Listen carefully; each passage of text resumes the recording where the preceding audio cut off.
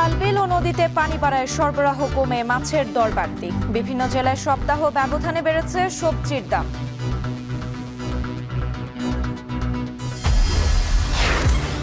বান্দরবানের দুর্গম অঞ্চলে বেপরোয়া চোরাচালান চক্র। রমরমা ব্যবসায়ী সীমান্তে গরচুনিয়া বাজারে ২৬ কোটি টাকার ইজারা। ডিসেম্বরেই থার্ড টার্মিনাল চালুর পরিকল্পনা। পরিচালনায় জাপান। ১৭ বছর পর নিজস্ব ব্যবস্থাপনায় চট্টগ্রাম বন্দরের এনসিটি টার্মিনাল। নুরুল হুদাকে নিয়ে মবে জড়িতদের বিরুদ্ধে ব্যবস্থা নেবে সরকার। মুন্সিগঞ্জের সাবেক এমপি বিপ্লব ও ইসলামী ব্যাংকের মাওলা গ্রেপ্তার।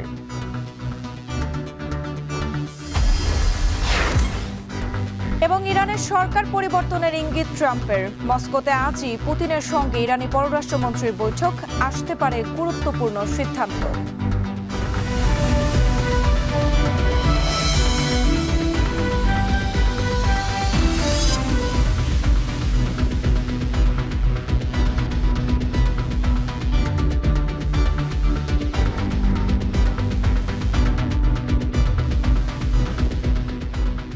স্বাগত এখন বাজারে। পুরো আয়োজন জুড়ে সঙ্গে আছি আমি সুমাইয়া রাত্রি। খালবিল ও নদ নদীতে পানি বাড়ায় কমেছে মাছের সরবরাহ, যার কারণে বেড়েছে বিভিন্ন রকমের মাছের দাম। অস্বস্তিতে ক্রেতারা। কেজি প্রতি ২০ থেকে ৫০ টাকা বাড়তি দরে বিক্রি হচ্ছে চাষের মাছ। এদিকে আষাঢ়ে বৃষ্টির কারণে বিভিন্ন জেলায় সবজি নষ্ট হচ্ছে, ফলে সপ্তাহ ব্যবধানে চড়া সবজির বাজার। কেজিতে ১০ থেকে ১৫ টাকা বেড়েছে সব ধরনের সবজির দাম। বিস্তারিত জানাতে সাতক্ষীরা সুলতানপুর বড় বাজার থেকে যুক্ত হয়েছেন আহসান রাজীব এবং সিলেটের সোভানীঘাট কাঁচা বাজার থেকে যুক্ত হয়েছেন সন্দীপন শুভ। প্রথমে চলে যেতে চাই সাতক্ষীরায় রাজীবের কাছে। রাজীব, বাজারে মাছের সরবরাহ কমার কারণ কি, দরদাম নিয়ে জানতে চাই আপনার কাছ থেকে।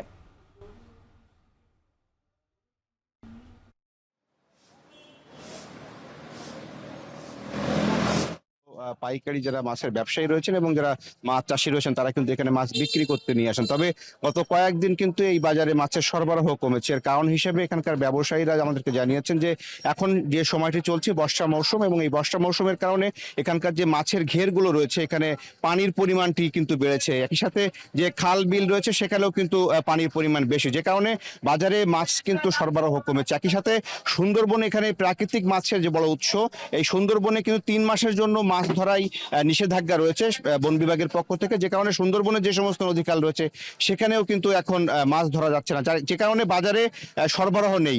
এই কারণে মূলত বাজারে মাছের দামটি বেশি। এখানে গত সপ্তাহ ছাড়া এই সপ্তাহে এসে এখানে কিন্তু চাষের যে সমস্ত মিঠা পানির যে সমস্ত মাছ রয়েছে এই সমস্ত মাছ কেজিতে ৩০ টাকা থেকে ৫০ টাকা পর্যন্ত কিন্তু দাম বৃদ্ধি পেয়েছে।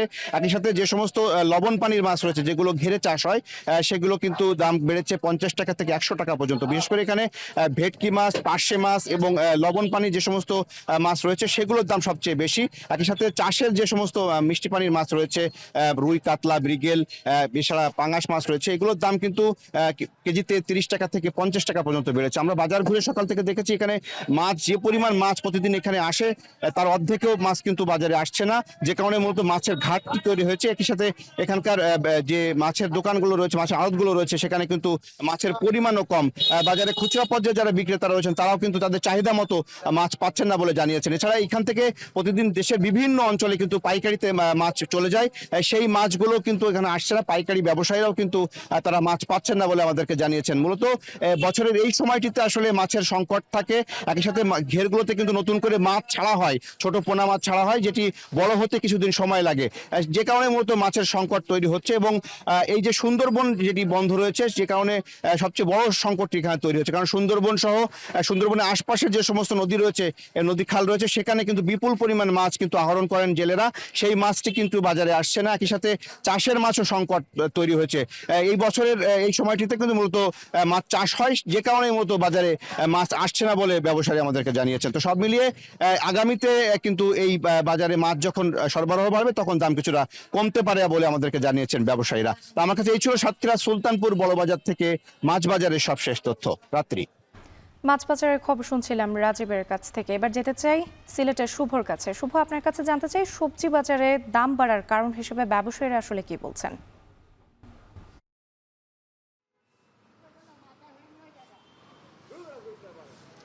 রাত্রি আমি রয়েছি সিলেটের সুবহানীঘাট কাঁচা বাজারে। আপনি জানেন যে এই মৌসুমে কিন্তু সবজির দাম এমনিতেই কিছুটা বেড়ে যায় এবং সবজির উৎপাদনও কম হয়, তবে আষাঢ়ের যে বৃষ্টি হচ্ছে এবং বৈরী আবহাওয়ার কারণে কখনো অতিরিক্ত খরা হচ্ছে, আবার কখনো অতিরিক্ত বৃষ্টি হচ্ছে।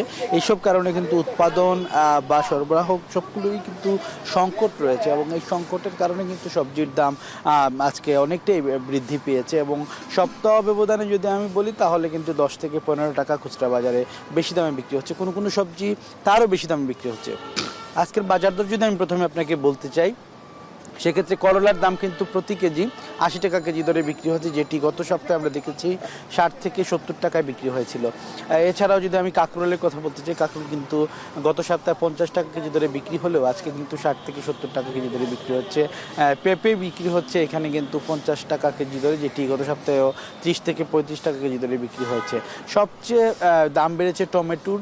টমেটো কিন্তু আজকের বাজারে 80 থেকে 100 টাকা, এমনকি কোনো কোনো জায়গায় 120 টাকা পর্যন্ত বিক্রি হচ্ছে। বলা চলে যে প্রায় প্রত্যেকটি সবজির কিন্তু দাম 10 থেকে 15, কোনো কোনো জায়গায় 20 টাকা পর্যন্ত বেড়েছে। কিন্তু দুই একটি সবজি রয়েছে, যেমন আমি যদি বলি যে সবজিগুলো এই মৌসুমে উৎপাদিত হচ্ছে সেগুলো হচ্ছে পটল। পটলের দাম মোটামুটি স্থিতিশীল রয়েছে, আজকে প্রতি কেজি 40 টাকা কেজি দরে বিক্রি হচ্ছে। এর পাশাপাশি কাঁচামরিচের কথা যদি বলি, কাঁচামরিচও কিন্তু 50 থেকে 60 টাকা কেজি দরে খুচরা বাজার বিক্রি হচ্ছে। ধনে পাতাও কিন্তু কেজি দরে এবং আটা দরে বিক্রি হচ্ছে, প্রতি আটা 10 টাকা এবং প্রতি কেজি কিন্তু 80 থেকে 100 টাকা কেজি দরে বিক্রি হচ্ছে। এবং শসার কথা যদি বলি, শসা 40 থেকে 50 টাকা কেজি দরে বিক্রি হচ্ছে। এর পাশাপাশি দাম যেগুলো বৃদ্ধি পেয়েছে তার মধ্যে কিন্তু আরও কয়েকটি পণ্য সবজি রয়েছে, যেমন বাঁধাকপির কথা বলতে হয়। বাঁধাকপি কিন্তু আজকের বাজারে 50 থেকে 60 টাকা কেজি দরে বিক্রি হচ্ছে। বেগুন বিক্রি হচ্ছে 60 থেকে 65 টাকা কেজি দরে। ঢেঁড়স বিক্রি হচ্ছে 40 থেকে 45 টাকা এবং বিশেষ করে শাকের যে দামগুলো, শাক কিন্তু আমরা দেখেছি যে প্রতি সময় কিন্তু 10 থেকে 15 টাকায় বিক্রি হয়, কিন্তু আজকের বাজারে সেটি 15 থেকে 20 টাকা, কোনো কোনো জায়গায় 25 টাকা পর্যন্ত বেড়ে গেছে। তো ক্রেতারাও আসলে কিছুটা না বিশ্বাস যে এইরকম দাম যদি বৃদ্ধি পায় তাদের জন্য আসলে কেনাটা কঠিন হয়ে পড়ে। তারা বলছেন যে এই জন্য বাজার মনিটরিংয়ের আসলে বিকল্প নেই। তো এই ছিল সিলেটের কাঁচা বাজার থেকে আমার কাছে সবশেষ তথ্য। বাজার পরিস্থিতি নিয়ে বিস্তারিত জানাতে যুক্ত ছিলেন সহকর্মীরা। প্রশাসনের নানামুখী পদক্ষেপও বান্দরবান মিয়ানমার সীমান্তে থামানো যাচ্ছে না চোরাচালান। দুর্গম অঞ্চল ও যোগাযোগ ব্যবস্থার সুযোগে দিন দিন বেপরোয়া হয়ে উঠছে চক্রের সদস্যরা। অবৈধ পথে ঢুকছে গবাদি পশু ও মাদকসহ বিভিন্ন পণ্য। এই সুযোগে এক গর্জিনিয়া বাজারেই ইজারা হয়েছে 26 কোটি টাকায়। শক্তিশালী চোরাচালান চক্র ও হুন্ডির মাধ্যমে অবাধে হাজার কোটি টাকা পাচার হয়ে গেলেও জনসচেতনতাকেই গুরুত্ব দিচ্ছে স্থানীয় প্রশাসন। বান্দরবান থেকে রিজভী রাহাতের পাঠানো তথ্য ছবিতে দেখুন বিস্তারিত। পাহাড়ে ঘন সবুজের সমারোহ, উঁচু নিচু পথ চলে গেছে গভীর থেকে গভীরে। বান্দরবানের ঘন সবুজ যেন হাতছানি দিয়ে ডাকে, বাঁধতে চায় মায়াজালে। তবে এই সৌন্দর্যের আড়ালে পার্বত্য এ জেলায় দুর্গম যোগাযোগ ব্যবস্থার সুযোগে গড়ে উঠেছে শক্তিশালী চোরাচালান চক্র। বাংলাদেশের সাথে মিয়ানমারের সীমান্তের দৈর্ঘ্য 271 কিলোমিটার। এর মধ্যে বান্দরবানের নাইখংছড়ি সীমান্তের ফুলতলি, চাকডালা, তুমব্রু, ঘুমধুম ও লেমুছড়ি পয়েন্ট যেন চোরাচালানের স্বর্গরাজ্য। প্রশাসন ও আইনশৃঙ্খলা বাহিনীর কঠোর নজরদারির পরও সীমান্ত দিয়ে থামছে না চোরাচালান। দুর্গম অঞ্চলের সুযোগ নিয়ে আরও বেপরোয়া হয়ে উঠেছে চোরাচালান চক্র। অবাধে ঢুকছে গবাদি পশু, মাদকসহ বিভিন্ন পণ্য। তবে মিয়ানমার ও পার্বত্য এলাকার বিভিন্ন বিচ্ছিন্নতাবাদী সশস্ত্র সংগঠন তাদের অর্থের যোগান নিশ্চিতে চোরা কারবারিতে সহায়তা করছে বলে দাবি স্থানীয়দের। চোরাচালানের মাধ্যমে যেটা আসতেছে, গরু, ইয়াবা, এটা সরবরাহ করে এর টাকাগুলি নিয়ে এরা অস্ত্র চোরাচালান মজুত করতেছে। এই মুনাফার জন্য নিম্ন আয়ের মানুষজন বিশেষ করে নিজের জীবনের চিন্তা না করে অর্থের পিছনে ছুটছে, যে কারণে তারা মাইন্ড বিস্ফোরিত হচ্ছে। বাংলাদেশের বিভিন্ন খাদ্যদ্রব্য, বিভিন্ন পণ্য অবৈধভাবে মিয়ানমারে পাচার হচ্ছে এবং মিয়ানমার থেকে অবৈধভাবে বাংলাদেশে পাচার হচ্ছে। এগুলো আমি মনে করি অতি সত্বর বন্ধ করা উচিত। সীমান্তের চোরাচালান পরিস্থিতির অবনতির বড় প্রমাণ মেলে গত বছর 2.5 কোটি টাকায় ইজারা হলেও এবার ইজারা হয়েছে 26 কোটি টাকায়।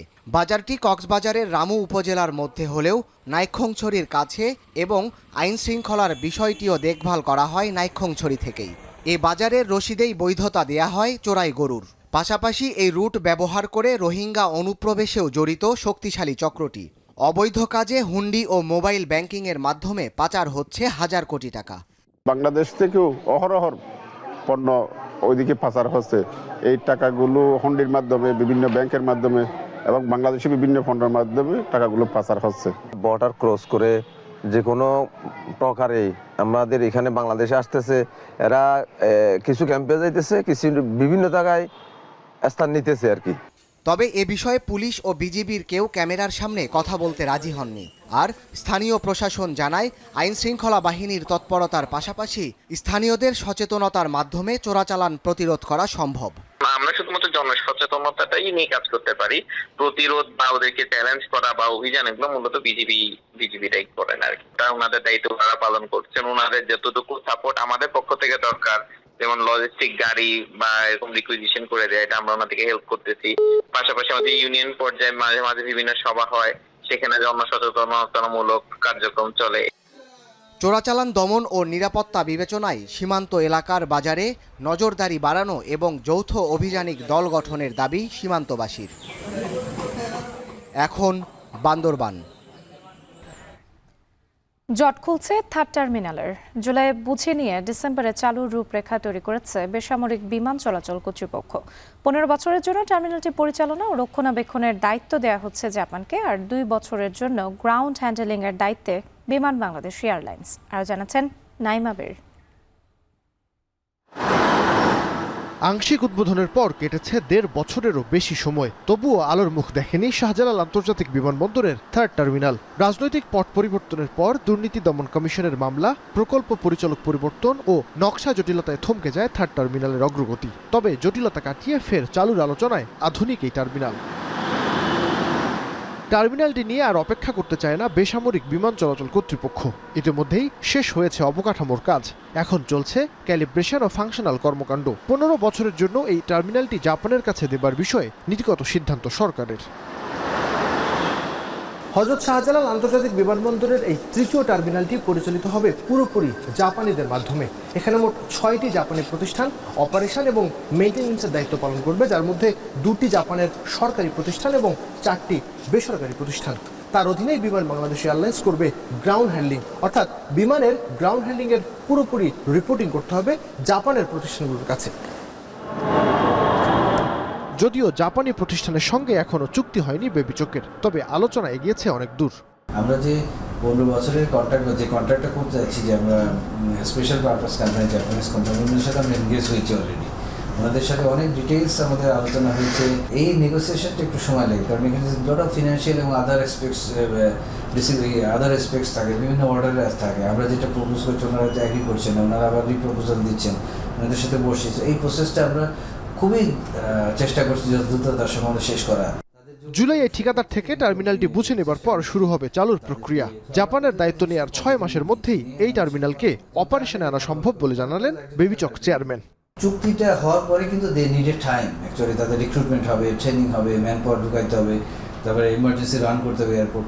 এই যে সময়টা লাগে, এই সময়টার জন্যই সময় লাগে। আমরা সবই রেডি, কিন্তু এইগুলো না করে কিন্তু আমরা অপারেশনে যেতে পারবো। অনেকে মনে করছে সবই যদি বিল্ডিং রেডি হয়ে গেছে, কালকে থেকে operation. It is nothing like that. অনেক এয়ারপোর্ট ওয়ার্ল্ডে যারা অপারেশনে যাওয়ার পর কিন্তু বন্ধ করে দিতে হয়েছে, because they have been emergencies. আপনি নিজেও জানেন।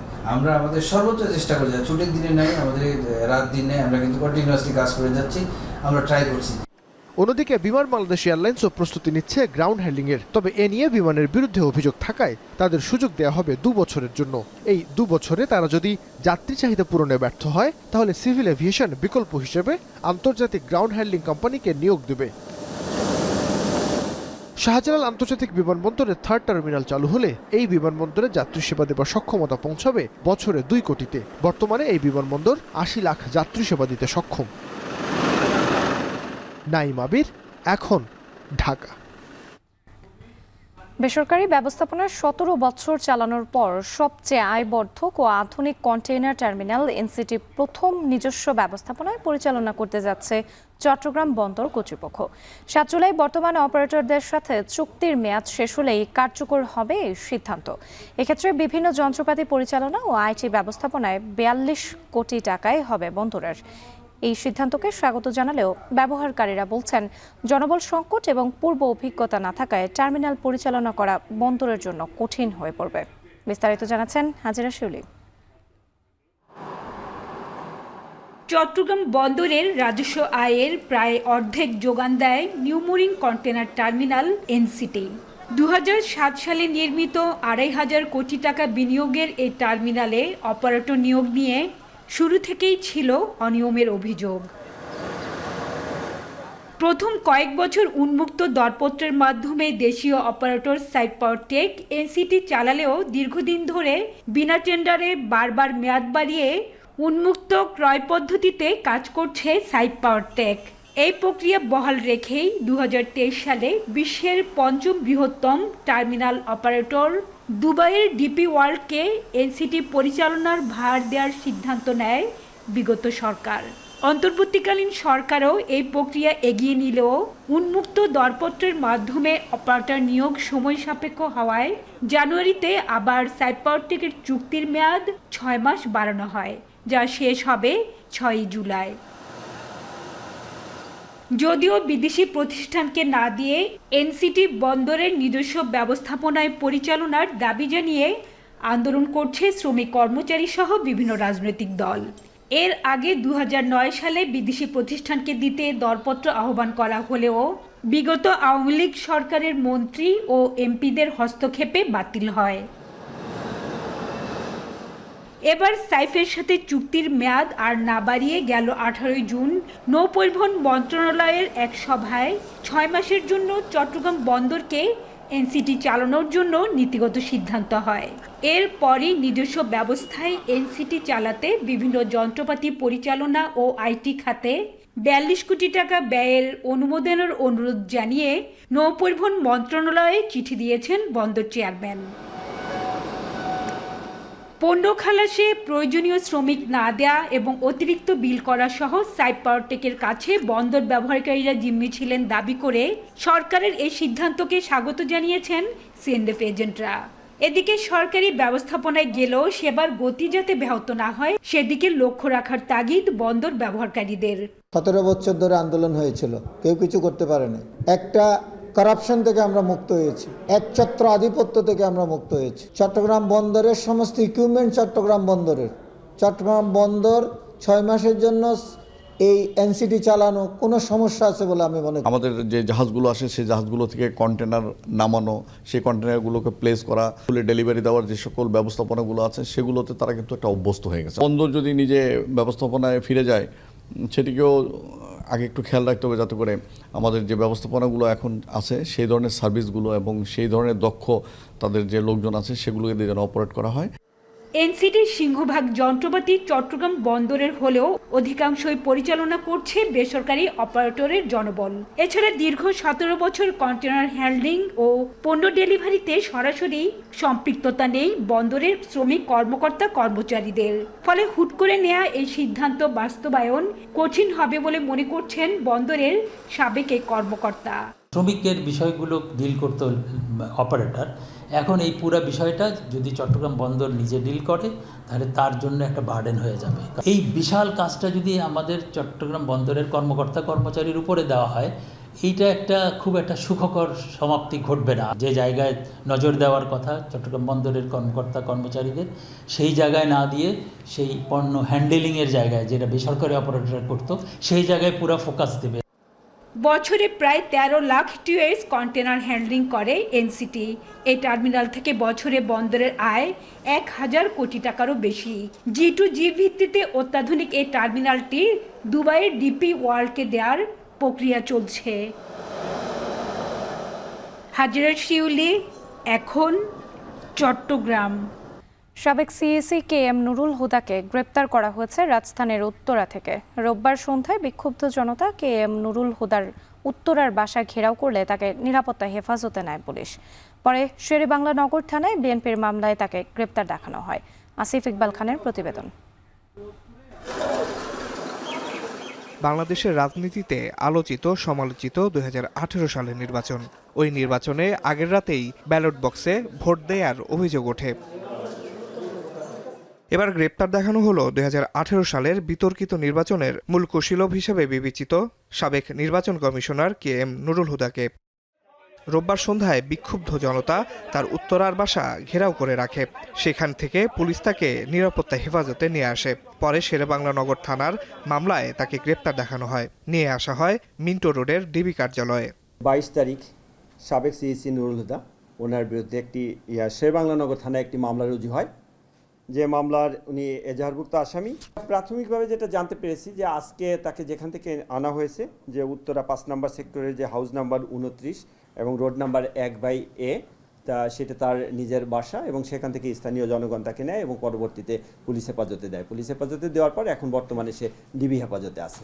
KM নুরুল হুদার বিরুদ্ধে প্রহসনের নির্বাচন করার অভিযোগ রয়েছে বলে জানায় ডিবি। পরবর্তী আইনগত ব্যবস্থা প্রক্রিয়াধীন রয়েছে। যে মামলাটি রুজু হয়েছে সে মামলাটির যে বিষয়বস্তু, সে বিষয়বস্তুর ভিতরে যেটা আছে সেটা যে অবৈধভাবে নির্বাচনী ছদ্মবেশ ধারণ করে নির্বাচনী ব্যয় নির্ধারণ না করে ঘুষ দিয়ে অবৈধভাবে অন্য কাউকে নির্বাচনে জয় করানোর বিষয়ে যে অভিযোগ, সেই অভিযোগের প্রেক্ষিতে তার বিরুদ্ধে একটি মামলা রুজু হয় শেরেবাংলা নগর থানায়। KM নুরুল হুদার নেতৃত্বে 2018 সালের নির্বাচন অনুষ্ঠিত হয়। ওই নির্বাচনে অংশ নেয় বিএনপিও। সে নির্বাচনে মাত্র 6টি আসনে জয়ী হয় বিএনপির প্রার্থী। বাকি সব আসন যায় আওয়ামী লীগ নেতৃত্বাধীন মহাজোটের ভাগে। আসিফ ইকবাল খান, এখন, ঢাকা। এদিকে সাবেক সিইসি নুরুল হুদাকে গ্রেপ্তারের আগে মব করে উশৃঙ্খল পরিস্থিতি সৃষ্টিকারীদের চিহ্নিত করে ব্যবস্থা নেবে অন্তর্বর্তী সরকার।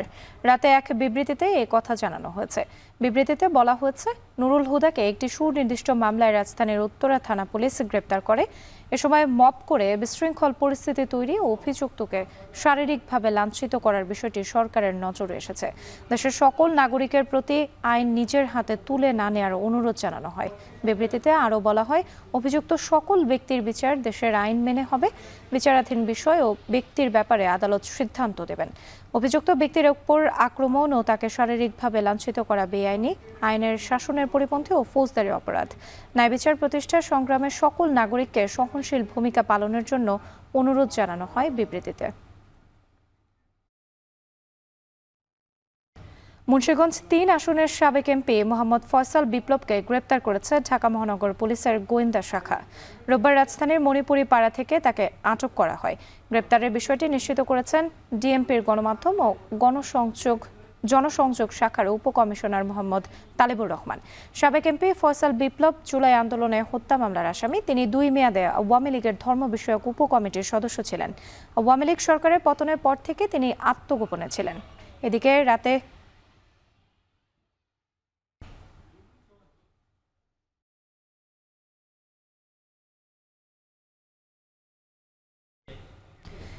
রাতে ইসলামী ব্যাংকের সাবেক ব্যবস্থাপনা পরিচালক মোহাম্মদ মনিরুল মাওলাকে গ্রেপ্তার করেছে ঢাকা মহানগর গোয়েন্দা পুলিশ। সোমবার দিবাগত রাত 12:15টায় রাজধানী বসুন্ধরা আবাসিক এলাকায় তার নিজ বাসা থেকে তাকে গ্রেপ্তার করা হয়। পরে তাকে মিন্টু রোডে ডিবি কার্যালয়ে নেওয়া হয়। ডিবি জানায়, মোহাম্মদ মনিরুল মাওলার বিরুদ্ধে দুদকের মামলা রয়েছে। আপাতত ডিবি হেফাজতে রেখেছেন তাকে। পরবর্তী আইনানুগ ব্যবস্থা প্রক্রিয়াধীন রয়েছে। বিভিন্ন উপায়ে ইসলামী ব্যাংক থেকে 91,000 কোটি টাকা বের করে নেয়ার তথ্য পেয়েছে কেন্দ্রীয় ব্যাংক, যার বেশিরভাগ সময় এমডি ছিলেন মনিরুল মাওলা।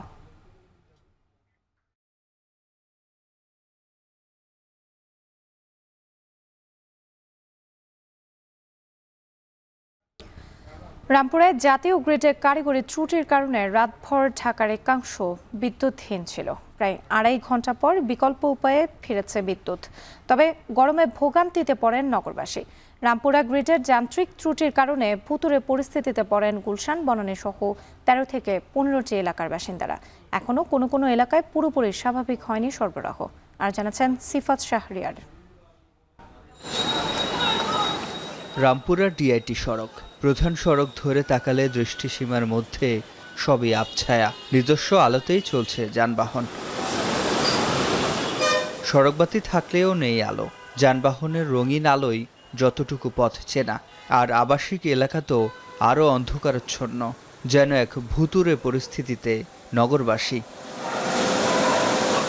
রোববার রাত 9:45 থেকে এমন অবস্থার মুখোমুখি বসুন্ধরা, গুলশান, বনানী, রামপুরা, মগবাজার, মধুবাগ, তেজগাঁও, ফার্মগেট, কাউরান বাজার, বনশ্রী, কলাবাগান, হাতের ঝিল ও মহাখালী সহ আশপাশের এলাকা। এতে বিপাকে পড়েন এসব এলাকার বাসিন্দারা। 10টা কারেন্ট গেছে, কারেন্ট না তো মশাটি বেশি করে কামড়ায় আর কি। বিদ্যুৎ তো ঢাকা শহরে এরকম যায় না, রয়েছি ঘুম উঠা দেখি কারেন্ট নাই, গরমে তো ঘুম ভেঙে গেছে, পরে তো খাড়ায় রয়েছি, তাও ঘন্টাখানিক হয়ে গেছে কারেন্টের। Power grid company of Bangladesh বা পিজিসিবির তথ্য মতে কারিগরি ত্রুটির কারণে বিদ্যুৎ সরবরাহ বন্ধ হয়েছে। তবে ক্যামেরার সামনে কথা বলতে রাজি হননি কেউই। 2.5 ঘন্টা পর রাত 12:15টায় এসব এলাকায় বিদ্যুৎ সরবরাহ স্বাভাবিক হয়। তবে পিজিসিবির সূত্র জানায় তখনও পুরোপুরি সারানো যায়নি রামপুরা গ্রিডের ত্রুটি। অন্য গ্রিড থেকে বাইপাস করে স্বাভাবিক করা হয় সরবরাহ। আপনাদের ভেতরে কি কোনো নির্বাহী কর্মকর্তা আছে নাকি? সিফাত শাহরিয়ার, এখন ঢাকা। চাঁদপুরে পোষা বিড়াল আর রাস্তার কুকুরের কামড়ে অতিষ্ঠ জনজীবন। এসব প্রাণীর কামড়ে আক্রান্ত হয়ে চাঁদপুর সদর হাসপাতালে প্রতিদিন গড়ে চিকিৎসা নেয় 30 জনের অধিক মানুষ। এদিকে চিকিৎসা নিতে এসেই জানতে পারছেন সরকারি হাসপাতালে ফুরিয়ে গেছে জলাতঙ্ক প্রতিরোধী টিকা। এতে করে বাড়ছে আতঙ্ক, তৈরি হচ্ছে স্বাস্থ্য ঝুঁকি। একদিকে জনসাধারণের মাঝে বেড়েছে বিড়াল প্রসার প্রবণতা, অপরদিকে প্রকৃতিতে বৃদ্ধি পাচ্ছে কুকুরের সংখ্যা। গেল কয়েক বছর যাবৎ প্রকৃতিতে বেড়ে ওঠা কুকুরকে ভ্যাকসিনের আওতায় না আনায় বাড়ছে জলাতঙ্কের ঝুঁকি। প্রকৃতিতে থাকা কুকুরগুলো ভ্যাকসিনের আওতায় আনতে পদক্ষেপ গ্রহণের আশ্বাস জেলা প্রশাসকের। তালহা জুবাইর জানাচ্ছেন বাকিটা। শহর কিংবা গ্রাম, চাঁদপুরের সর্বত্রই বেড়েছে কুকুরের বিস্তার। রাস্তাঘাটে চলাচলকারী মানুষকে হুট করেই কামড়ে দিচ্ছে এরা। দল বেঁধে চলা এসব কুকুরের কারণে বাইরে বের হলে শঙ্কা নিয়ে চলাফেরা করছেন সাধারণ মানুষ। শুধু কুকুরই নয়, পোষা বিড়ালের সংখ্যাও বেড়েছে আশঙ্কাজনক হারে। শহরের ট্রাক রোড এলাকার গৃহিণী শাহিন আক্তার একসময় 20টি বিড়াল পুষলেও বর্তমানে ঘরে আছে 8টি। মাসে 15,000 টাকা ব্যয় হলেও পরিবার জুড়ে বিড়াল প্রেমই তাদের আনন্দের উৎস। ছোলা নিয়ে বা ওরা যেটা নিয়ে খেলতে অনেক পছন্দ করে, আমি অনেক খেলা করি, তখন ওদের সাথে আমি খেলাধুলা করি, আমার ডিপ্রেশন থাকে না। তবে বিড়াল পোষার আনন্দের মাঝেও থেকে যাচ্ছে শঙ্কা, কারণ অনেক সময় এরা আচমকা খামচি কিংবা কামড় বসিয়ে দিচ্ছে। অন্যদিকে খাবারের সংকটে থাকা কুকুর হয়ে উঠছে আক্রমণাত্মক। কিছু প্রাণীপ্রেমী মানুষ খাবার দিলেও অনেকেই আঘাত করে তাড়িয়ে দেয়। কুকুরের কামড়ের হাত থেকে বাঁচতে প্রয়োজনীয় পদক্ষেপ নেওয়ার পাশাপাশি জলাতঙ্ক প্রতিরোধে কুকুরকে নিয়মিত ভ্যাকসিন দেওয়ার দাবি এলাকাবাসীর। আমরা সাধারণ মানুষ এই কুকুরের ইয়ের জন্য ভয়ে আছি। লেদা তারা বসে দেখি নেই তো, আর আমাদের গাছকে কামড় দিচ্ছে। প্রাণী ওই প্রাণীগুলো যাবে কোথায়? আমরা যদি ওদেরকে না ভালোবাসি, নিধন না করে এটাকে ও পরিমাণ মতো খাবার দিয়ে এটা এবং ভ্যাকসিনাইজ করে এটাকে এই পদ্ধতিটাকে রক্ষা করা দরকার। চাঁদপুরের বিভিন্ন উপজেলায় প্রতিদিন কুকুর ও বিড়ালের কামড়ে আক্রান্ত হয়ে কতজন চিকিৎসা নিচ্ছেন তার কোনো পরিসংখ্যান পাওয়া না গেলেও চিকিৎসকরা জানান অতিরিক্ত রোগীর কারণে সরকারি হাসপাতালে জলাতঙ্কের টিকা শেষ হয়ে যাওয়ায় রোগীদের অনেক সময় বেসরকারি টিকা কেন্দ্রে ছুটতে হচ্ছে। এখন আপাতত উপজেলা হেলথ কমপ্লেক্সগুলোতে কুকুরের এই অ্যান্টি রেবিস ভ্যাকসিনটা নেই, কিন্তু জেলা সদর হসপিটালেও ছিল, ওটা ফুরিয়ে গেছে। আমি যতটুকু, আমরা গতকালকে একটা মিটিং করেছিলাম, ওনাদের কাছে নেই। পৌরসভা থেকে অচিরেই ওনারা কিছু ভ্যাকসিন পাবেন, তখন আবার বিনামূল্যে এই ভ্যাকসিনটা দেওয়া যাবে। ভ্যাকসিন আছে, এই ভ্যাকসিনটা আমাদের সরকারি হাসপাতালগুলোতে পাওয়া যায়, পাশাপাশি বাইরেও কিন্তু এটা আমরা পাওয়া যায় এবং এই দামগুলা খুব বেশি নয়। কিন্তু আমরা মানুষের মধ্যে একটা সচেতনতা তৈরি করা দরকার। এই প্রকৃতিতে যে সমস্ত কুকুর এবং বিড়াল খাবারের অভাবে মানুষকে কামড় দিচ্ছে বা আক্রমণ করছে, তাদের যদি আমরা খাবারের ব্যবস্থা করতে পারি তাহলে এই আক্রান্তের পরিমাণটা আশা করি কমে যাবে আর কি। চাঁদপুরে সঠিক পরিসংখ্যান না থাকলেও ধারণা করা হয় জেলা জুড়ে প্রায় 50,000 কুকুর ও বিড়াল রয়েছে। বিড়াল পোষার প্রবণতা বেশি থাকলেও অধিকাংশ কুকুর প্রকৃতিতে বেড়ে উঠেছে। তালহা জুবাইর, এখন চাঁদপুর। যশোরে বাড়ছে করোনা ভাইরাসে আক্রান্ত ও মৃতের সংখ্যা। জেলায় এখন পর্যন্ত আক্রান্তের সংখ্যা দাঁড়িয়েছে 24 জনে, মারা গেছেন 3 জন। এ নিয়ে আরও জানাতে সদর হাসপাতাল থেকে যুক্ত হয়েছেন রিপন হোসেন। রিপন, আপনার কাছে জানতে চাই, করোনা পরিস্থিতি মোকাবেলায় কোন কোন ধরনের প্রস্তুতি নেওয়া হয়েছে হাসপাতালগুলোতে, জানাবেন। আসলে গত 24 ঘন্টা নতুন করে যশোরে 6 জন করোনা আক্রান্ত হয়েছে এবং এই আক্রান্তের সংখ্যা কিন্তু দিন গেলেই বাড়ছে। হাসপাতাল কর্তৃপক্ষ যেটি জানিয়েছেন যে এখানে যারা হাসপাতালে আসছেন তাদের মাস্ক পরার জন্য তারা বলছেন, এবং অনেকে যারা মাস্ক পরেন তাদের মাস্ক পরার পরামর্শ দিচ্ছেন। পাশাপাশি যে কিট সংকট ছিল সেটি দূর হয়েছে। হাসপাতাল কর্তৃপক্ষ এখন পরীক্ষা করছে। স্বাস্থ্য অধিদপ্তর থেকে তাদের 2000 কিট দিয়েছেন। এই কিট যশোরের যে 8টি উপজেলা রয়েছে সেই 8টি উপজেলায় বিভিন্ন হাসপাতালে দেওয়া হয়েছে। এছাড়া যশোর বিজ্ঞান ও প্রযুক্তি বিশ্ববিদ্যালয় রয়েছে, সেখানে পরীক্ষা করা হচ্ছে। স্বাস্থ্য বিভাগের পক্ষ থেকে যেটি বলা হচ্ছে যে যারা সাধারণ মানুষ রয়েছেন তারা যেন মাস্ক পরে আসে হাসপাতালে, এমন কিন্তু তারা বলছেন, এবং যারা বাইরে রয়েছেন তাদেরও মাস্ক পরার কিন্তু পরামর্শ দিয়েছেন। যদিও পরীক্ষা হচ্ছে সেটি সংখ্যা খুবই কম, তবে আশঙ্কাজনক হারে কিন্তু করোনা আক্রান্ত সংখ্যা বাড়ছে। যেটি বলছিলাম যে গত 24 ঘন্টায় নতুন করে 6 জন আক্রান্ত হয়েছে, নিয়ে এ জেলায় এই দ্বিতীয় এই মৌসুমের এই বছরে 24 জন মোট আক্রান্ত হয়েছে, 3 জন মৃত্যুবরণ করেছে। এমন পরিস্থিতিতে আসলে যারা নতুন করে আক্রান্ত হচ্ছেন তাদের মৃত্যুর সংখ্যাটা কিন্তু গত কয়েকদিনে যে 3 জন মৃত্যুবরণ করেছে এই সংখ্যাটা বেড়েছে। এই হাসপাতালে এখন পর্যন্ত 2 জন রোগী ভর্তি রয়েছে। এছাড়া অভয়নগর উপজেলা রয়েছে, সেই উপজেলায় কিন্তু আরো একজন ভর্তি রয়েছে। মূলত সদর এবং অভয়নগর এই দুটি উপজেলায় করোনাক্রান্ত রোগীর সংখ্যা কিন্তু বেড়েছে আমরা দেখেছি। যদিও প্রশাসনের পক্ষ থেকে বলা হচ্ছে তারা বিভিন্ন পদক্ষেপ নিয়েছে, তবে আমরা মাঠের বাস্তবতায় যেটি দেখছি যে খুব বেশি কোনো পদক্ষেপ চোখে পড়ছে না। যশোর শহরে যেরকম রয়েছে, তো সব মিলিয়ে ছিল এখান থেকে আমার কাছে করোনা যে আক্রান্তের সংখ্যার সর্বশেষ খবর রাত্রি। যশোরে বেড়েছে করোনা ভাইরাসে আক্রান্ত ও মৃতের সংখ্যা। এ নিয়ে বিস্তারিত জানাতে যুক্ত ছিলেন রিপন হোসেন। এবার দেশের বাইরের প্রসঙ্গ। 3 পারমাণবিক স্থাপনায় মার্কিন হামলার পর পাল্টা করণীয় ঠিক করতে রুশ প্রেসিডেন্টের সঙ্গে আলোচনার লক্ষ্যে মস্কোয় পৌঁছেছেন ইরানের পররাষ্ট্রমন্ত্রী। আজ পুতিনের সঙ্গে তার বৈঠকের কথা রয়েছে। এর মধ্যে সামাজিক যোগাযোগ মাধ্যম ট্রুথ সোশ্যালে দেয়া এক পোস্টে ইরানের সরকার পরিবর্তনের ইঙ্গিত দিয়েছেন মার্কিন প্রেসিডেন্ট ডোনাল্ড ট্রাম্প। এদিকে এখন পর্যন্ত মধ্যপ্রাচ্যে থাকা মার্কিন কোনো স্থাপনা বা ঘাঁটি লক্ষ্য করে হামলা না চালালেও ইসরায়েলি আক্রমণের পাল্টা জবাব দিয়ে যাচ্ছে ইরান। হামলা অব্যাহত রেখেছে ইসরায়েলও। তৌহিদুর রহমান জানাচ্ছেন বাকিটা। শনিবার রাতে ফোর্দো, নাতানজ, ইস্পাহান পারমাণবিক স্থাপনায় মার্কিন বিমান হামলার পর তেহরান ওয়াশিংটন উত্তেজনায় রূপ নিয়েছে ইরান ইসরায়েল সংঘাত। আন্তর্জাতিক গণমাধ্যমের খবর বলছে, মার্কিন হামলার পর ইরান পাল্টা জবাব কিভাবে দেয় তা দেখার জন্য মুখিয়ে আছে পুরো বিশ্ব। এমন পরিস্থিতির মধ্যেই এক ফোনালাপে মার্কিন প্রেসিডেন্ট ডোনাল্ড ট্রাম্প ও ব্রিটিশ প্রধানমন্ত্রী কিয়ার স্টারমার ইরানের পারমাণবিক কর্মসূচিকে আন্তর্জাতিক নিরাপত্তার জন্য হুমকি হিসেবে উল্লেখ করেছেন। এছাড়াও সামাজিক যোগাযোগ মাধ্যম ট্রুথে দেয়া এক পোস্টে ইরানের সরকার পরিবর্তনের ইঙ্গিত দিয়ে আগুনে ঘি ঢেলেছেন মার্কিন প্রেসিডেন্ট ডোনাল্ড ট্রাম্প। প্রশ্ন রাখেন, ইরানের বর্তমান শাসক গোষ্ঠী যদি দেশটিতে মহান জাতি হিসেবে গড়ে তুলতে ব্যর্থ হয় তবে সরকার পরিবর্তন কেন নয়? এর মধ্যে ইসরায়েলি প্রধানমন্ত্রী বেনিয়ামিন নেতানিয়াহু বলেছেন, ইরানের লক্ষ্য অর্জনের কাছাকাছি ইসরায়েল।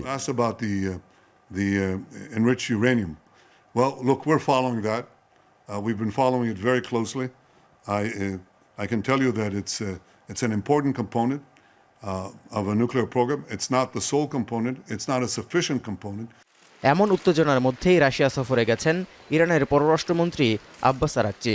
ইরানে মার্কিন হামলার পাল্টা জবাব দিতে করণীয় ঠিক করতে সোমবার রুশ প্রেসিডেন্ট ভ্লাদিমির পুতিন ছাড়াও দেশটির ঊর্ধ্বতন কর্মকর্তাদের সঙ্গে তার আলোচনার কথা রয়েছে। এই অবস্থায় মার্কিন নাগরিকদের জন্য বিশ্বব্যাপী নিরাপত্তা সতর্কতা জারি করেছে যুক্তরাষ্ট্র। এই যখন অবস্থা, তখন মার্কিন হামলার বিরুদ্ধে প্রাথমিক পদক্ষেপ হিসেবে জ্বালানি তেল পরিবহনে বিশ্বের সবচেয়ে গুরুত্বপূর্ণ নৌরুট হরমুজ প্রণালী বন্ধের অনুমোদন দিয়েছে ইরানের পার্লামেন্ট, যার কারণে ইতোমধ্যে বিশ্ববাজারে জ্বালানি তেলের দাম ঊর্ধ্বমুখী। ব্যারেল প্রতি অপরিশোধিত তেলের দাম 3% বেড়ে $79 ছাড়িয়েছে। এদিকে মধ্যপ্রাচ্যে থাকা কোনো মার্কিন স্থাপনা ও ঘাঁটি লক্ষ্য করে এখনও কোনো হামলা না চালালেও ইসরায়েলি ভূখণ্ডে ক্ষেপণাস্ত্র হামলা চালিয়ে যাচ্ছে ইরান। এমনকি ইসরায়েলের ছোড়া হারমেস 900 ড্রোন ভূপাতিত করার দাবিও করছে তেহরান। অন্যদিকে তেহরানের মিলিটারি কমপ্লেক্সে হামলার দাবি করছে ইসরায়েল। এছাড়াও তেহরানের কাছে একটি অ্যাম্বুলেন্সে ইসরায়েলি হামলায় বেশ কয়েকজন হতাহত হওয়ার খবর পাওয়া গেছে। তৌহিদুর রহমান, এখন বিশ্ব। সিরিয়ার রাজধানী দামেস্কের একটি গির্জায় আত্মঘাতী বোমা হামলায় অন্তত 22 জন নিহত হয়েছেন। আহত হয়েছেন অর্ধ শতাধিক। বিষয়টি নিশ্চিত করে দেশটির স্বরাষ্ট্র মন্ত্রণালয় জানিয়েছে, রোববার জুয়েলা এলাকার একটি গ্রিক অর্থোডক্স গির্জায় এই হামলা চালানো হয়। প্রার্থনা চলার সময় এক ব্যক্তি গির্জায় ঢুকে এলোপাতাড়ি গুলি চালিয়ে পরে নিজের শরীরে বাঁধা বোমার বিস্ফোরণ ঘটায়। কর্তৃপক্ষ বলছে, হামলাকারী আইএসের সঙ্গে যুক্ত ছিলেন, যদিও এখন পর্যন্ত আইএস এই হামলার দায় স্বীকার করেনি। গেল ডিসেম্বরে বিদ্রোহী গোষ্ঠীর হাতে প্রেসিডেন্ট বাশার আল আসাদের পতনের পর রাজধানী দামেস্কে এটাই প্রথম আত্মঘাতী হামলা। যদিও অন্তর্বর্তীকালীন প্রেসিডেন্ট আহমেদ আল শারা বারবার ধর্মীয় ও জাতিগত সংখ্যালঘুদের সুরক্ষার প্রতিশ্রুতি দিয়ে আসছেন।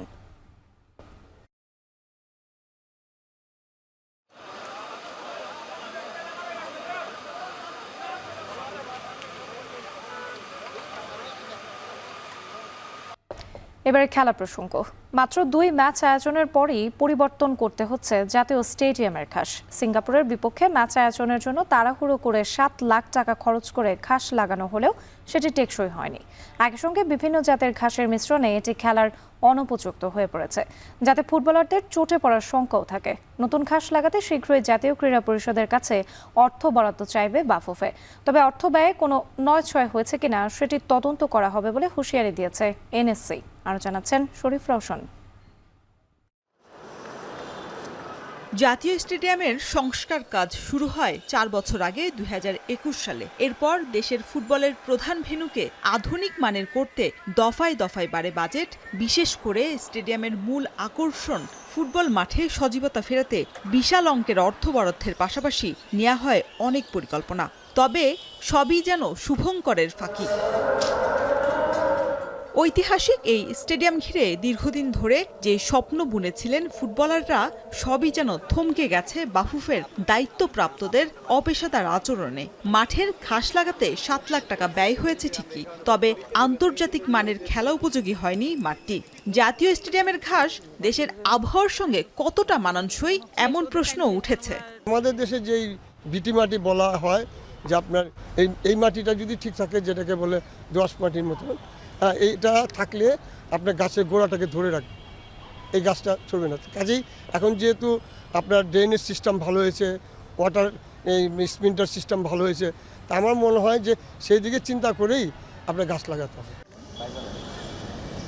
ফুটবল পিচে এক ধরনের ঘাস রোপণ করার কথা থাকলেও জাতীয় স্টেডিয়ামে বিভিন্ন জাতের ঘাস আর আগাছার মিশ্রণে মাঠটি হয়ে পড়েছে ফুটবলারদের জন্য অত্যন্ত ঝুঁকিপূর্ণ, যেখানে খেলতে নেমে চোটে পড়ে ক্যারিয়ারই শেষ হয়ে যাওয়ার শঙ্কা থাকে।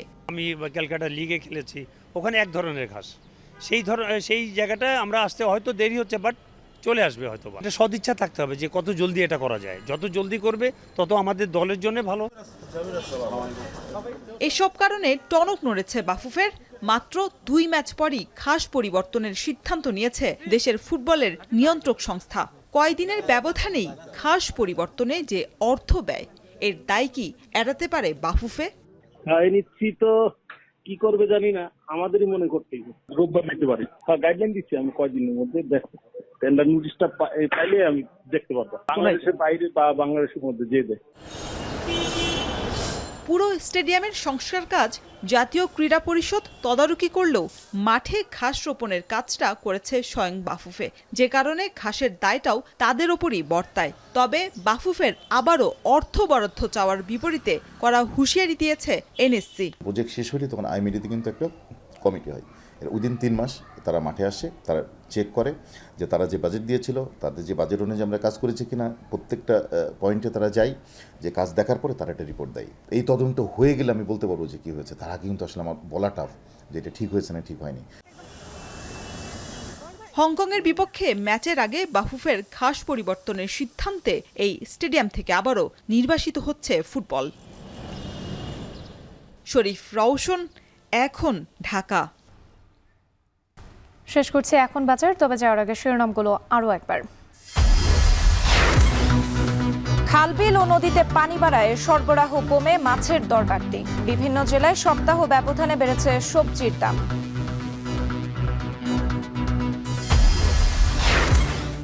বান্দরবানের দুর্গম অঞ্চলে বেপরোয়া চোরাচালান চক্র।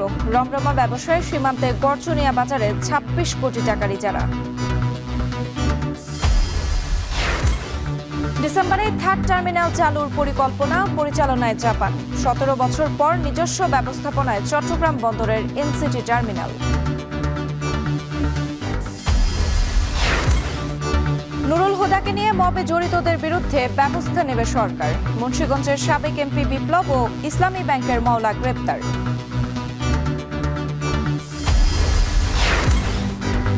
এবং ইরানের সরকার পরিবর্তনের ইঙ্গিত ট্রাম্পের। মস্কোতে আজই পুতিনের সঙ্গে ইরানি পররাষ্ট্রমন্ত্রীর বৈঠক, আসতে পারে গুরুত্বপূর্ণ সিদ্ধান্ত। এই ছিল এখন বাজারের আয়োজনে। এখন টেলিভিশন ওয়েবসাইটে দেখতে ভিজিট করুন www.ekon.tv। এছাড়া ফেসবুকে দেখতে ভিজিট করুন facebook.com/tv.ekon এবং ইউটিউবে এখন টেলিভিশন দেখতে ভিজিট করুন youtube.com/c/ekontv।